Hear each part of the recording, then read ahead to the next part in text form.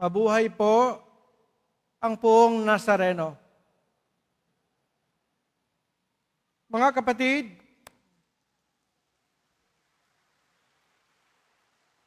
pagpalain po kayo.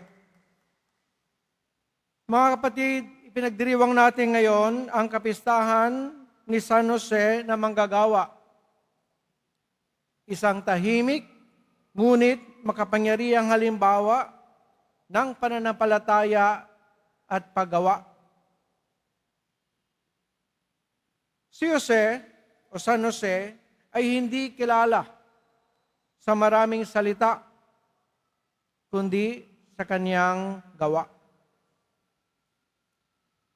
Isa lamang siyang karpentero, isang simpleng manggagawa.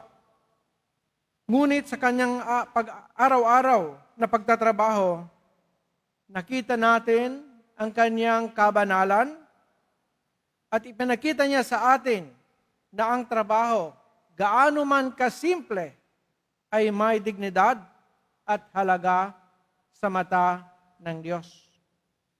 Kaya po lahat ng mga trabaho, lahat po ng manggagawa, ati po silang ipinagdarasal at sinasama sa ating misa ngayong araw.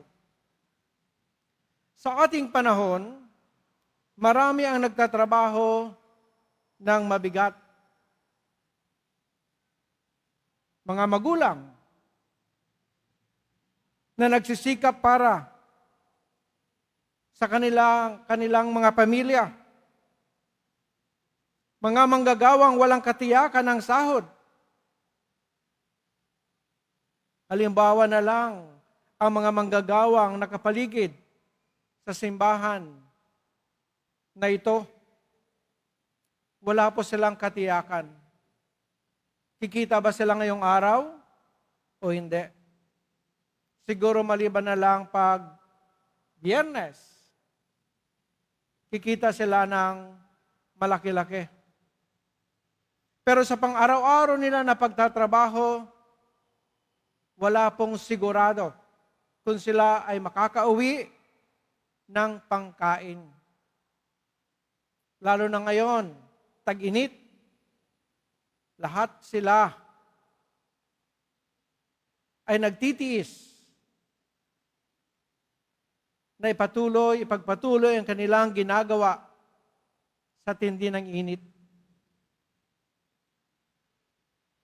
Mga nagtitinda ng bulaklak, nagtitinda ng mani, nagtitinda ng mga kakanin, nagtitinda ng mga santo o mga imahin, nagtitinda ng mga pampalamig, nagtitinda ng ano-ano mang bagay para kumita lamang. Wala po silang katiyakan. At walang nagsasabi sa kanila na bukas sila ay yayaman na. Ngunit pinagpapatuloy nila ang kanilang mga ginagawa, marangal na hanap buhay. Kaya sa gitna ng lahat ng ito, si San Jose na ama ng ating Poong Nazareno ay nagpapaalala. Ang trabaho ay hindi lamang hanap buhay. Ito ay isang bokasyon. Ito ay isang tawag na dapat ang lahat ng manggagawa ay tumugon na may dangal. Unang-una, tinuturuan tayo ni San Jose ng katapatan sa maliit na bagay. Kung makita ninyo o narinig ninyo sa Ebanghelyo ngayon, hindi siya tanyag. As a matter of fact, minamaliit sila kasama ang ating mahal na Jesus sa kanilang sitwasyon. Ngunit naging tapat siya sa kanyang tungkulin bilang ama at tagapagpatuyo ng banal na pamilya. Si San Jose ay marangal at nagmamahal bilang isang asawa ni Maria. Ganoon din tayo. Kahit maliit ang ating gawain, kung ginagawa natin ito ng may pagmamahal, ito ay magiging banal. If we offer everything to the Lord, every single matter that we do in life, that could be a reason for us to be holy. Sa inyo bang pang-araw-araw, inaalay niyo ba ang inyong mga ginagawa sa ating mahal na Jesus? Inaalay niyo ba kahit na sa gitna ng kahirapan, pero kayo pa rin ay nagtatrabaho ng marangal, kayo pa rin ay pagpapalain? Ikalawang punto, ipinakita niya ang pananampalataya sa gitna ng hirap. Even though how difficult life is, kailangan po natin maging perseverant. Tayong mga Pilipino, hindi tayo sumusuko, di ba? Tayong mga Pilipino, kahit na gaano kahirap o kahit gaano tayo pinapahirapan ng ating sitwasyon ngayon, tayong mga Pilipino ay patuloy na gumagawa ng ating sari-sariling mga responsibilidad. Kaya nga sabi nila, huwag kayong umasa kanino man.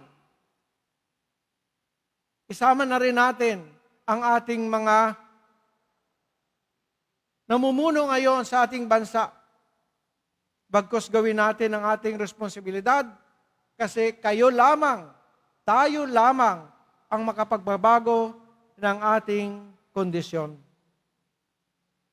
Tayo lamang ang makapagbabago ng ating sitwasyon. Kaya tayo mga Pilipino, hindi tayo pinapanghinaan ng loob, lalong-lalo na kung alam natin ang Poong Nazareno ay kasama natin. Di ba? Mga kapatid, ang paglalakbay sa mundong ito ay hindi madali. Ngunit huwag po tayong mawala ng pag-asa. Huwag po tayong mawala ng tiwala sa Diyos. Ang ating mga pagsubok sa trabaho at buhay, inaanyayahan po tayo araw-araw na ginawa ng Diyos na magtiwala sa Kanya. Pangatlo, si San Jose ay modelo ng tahimik na paglilingkod. Ibig sabihin, si San Jose ay hindi maingay na tao. Silent worker si San Jose. At kanyang pinakita ito sa kanyang mga ginawa para itaguyod ang pamilya niya sa Nazareth.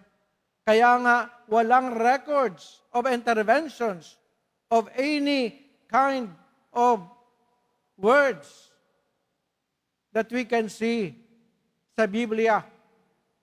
Dahil si San Jose ay tahimik na gumawa at ginampanan ang kaniyang bukasyon. Kaya nga't sa mundo ng ingay at paghahangad ng pagkilala, pinaalalahanan tayo na ang tunay na kadakilaan ay nasa paglilingkod, hindi naghihintay ng papuri. Araw-araw po, nakakakita tayo ng mga iba-ibang personalidad sa TV na walang kung ginawa kundi umepal lamang. Sana po, ipagdasal natin sila na magising sa katotohanan na hindi sila nandiyan upang magpa-cute, kundi ipakita ang tunay na manggagawa para sa kapakanan ng kapwa. Mga kapatid, bawat patak ng pawis ng mga manggagawa sa bawat pagod at sakripisyo, kasama natin ang Diyos. Tulad ni San Jose, naway ialay natin ang ating trabaho sa Panginoon, sa Kanyang kaluwalhatian, at patuloy niya tayong basbasan at bigyan ng suporta kung ano man ang kahirapan na dinaranas natin habang ginagawa natin ang ating responsibilidad bilang mga manggagawa. Huwag po kayong mag-alala, hindi sinasabi na kung wala kang ginagawa, ay ikaw ay hindi manggagawa. Bagamat lahat tayo ay tinatawag na gumawa dahil lahat tayo ay binayaan ng Panginoon ng talento para gamitin ito sa ikauunlad ng ating mga sarili, ng ating kapwa, at higit sa lahat, sa pagbibigay ng pagpupuri at pagmamahal sa ating Poong Nazareno. Patuloy po tayo at hingilin kay San Jose na gabayan tayo lahat sa ating hanap buhay. At kung sino man sa inyo o membro ng inyong pamilya na nagtatrabaho, pagdasal nyo rin po sila araw-araw. Hingilin ang subaybay ni San Jose. Dahil tuwing sila ay lumalabas ng bahay, wala po silang katiyakan. Wala po tayong katiyakan kung sila pa ay makakabalik sa pintuang kanilang nilabasan muli sa ating tahanan. Pagdasal po natin ang kanilang safety. Pagdasal po natin ang kanilang health. Pagdasal po natin ang kanilang mga sarili-sariling mga kahinaan.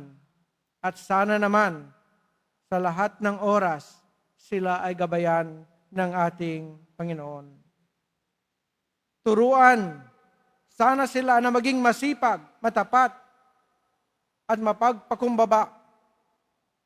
Naway sa aming o sa ating paggawa, makita natin ang Diyos at mapalapit sa Kanya ngayon at magpakailanman. Amen.